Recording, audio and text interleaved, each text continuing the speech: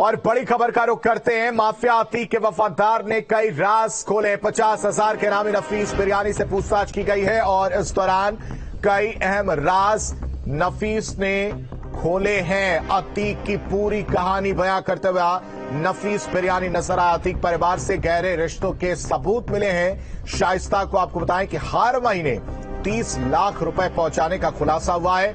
नफीस बिरयानी अतीक का फाइनेंसर था। अतीक की ब्लैक मनी को वाइट करने का ये काम करता था।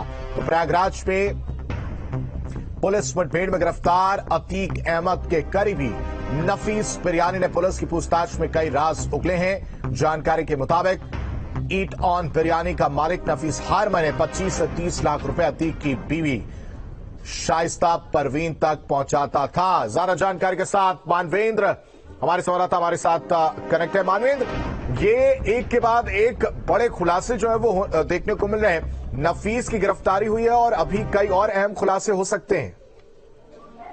जी बिल्कुल, जिस तरह से नफीस जो है वो अतीक गैंग के लिए एक तरह से फाइनेंशियल बैकबोन का काम करता था और जो तमाम पैसे हैं इधर से उधर करता था। उसका जो ईट ऑन बिरयानी शॉप था वो बहुत फेमस था और वहां पर लाखों की कमाई होती थी महीने में। और जिस तरह से जो पैसे आते थे उसमें अतीक गैंग का अतीक के परिवार को जाते थे और शुरुआत में अतीक ने उसमें पैसे भी लगाए थे। और भी तमाम ऐसे धंधे हैं जो नफीस बिरयानी अतीक अहमद के देखता था और पैसे बनाने का काम करता था। तो बिरयानी से भी अतीक अहमद का बिरयानी कनेक्शन भी निकल करके सामने आया है। जो पैसे थे बिरयानी से कमाई होते थे वो शाइस्ता परवीन, चूंकि एक तरह से अतीक गैंग की अकाउंटेंट थी और जो पैसे आते थे वो शाइस्ता परवीन को नफीस बिरयानी पहुंचाता था। और भी तमाम ऐसे धंधे थे जिसमें वो अतीक का कामकाज देखता था। लेकिन निश्चित तौर पर उसकी गिरफ्तारी से अभी तमाम राज धीरे धीरे खुलने लगे। मानवेंद्र, ब्लैक मनी को वाइट करने का ये काम करता था, कैसे ये पूरा काम ये करता था और कौन कौन लोग इसके साथ शामिल हैं?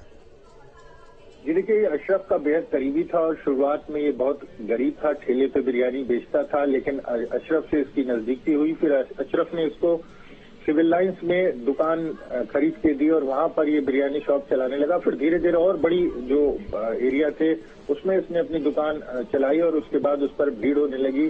तो इसके पैसे जो थे उसमें अतीक और अशरफ का भी शेयर था।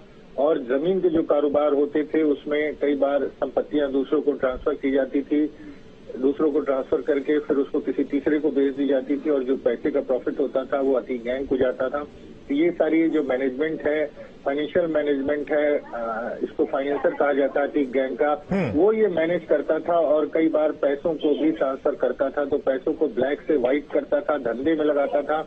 कई बार जो व्यवसाय हैं, जो ईट ऑन बिरयानी शॉप जैसे जो व्यवसाय हैं जिसमें वही धंधा जो है वो ब्लैक मनी आती थी और वो व्हाइट मनी हो जाती थी और उसको फिर बाकायदा अतीक गैंग को दिया जाता था। तो इस तरह से तमाम ऐसे धंधे थे जिसमें ये शामिल था और पुलिस की जांच आगे चल रही है। बिल्कुल, और इस पूछताछ में कई और अहम खुलासे हो सकते हैं। मानवेंद्र, नजर बना के रखिए, आपसे आगे भी अपडेट लेंगे। फिलहाल तमाम जानकारी देने के लिए आपका शुक्रिया।